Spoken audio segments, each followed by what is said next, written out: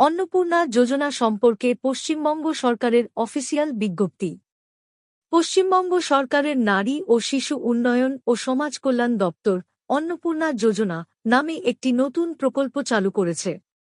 এই প্রকল্পের মাধ্যমে রাজ্যের মহিলাদের প্রতি মাসে ৩,০০০ টাকা আর্থিক সহায়তা প্রদান করা হবে। এই সুবিধা পাওয়ার জন্য কয়েকটি শর্ত রয়েছে। প্রথমত, আবেদনকারীর বয়স ২৫ থেকে ৬০ বছরের মধ্যে হতে হবে।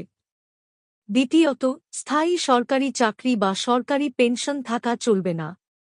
তৃতীয়ত, আবেদনকারী আয়কর প্রদানকারী হতে পারবেন না। এই টাকা ডিবিটির মাধ্যমে আধার লিঙ্ক করা ব্যাংক অ্যাকাউন্টে পাঠানো হবে।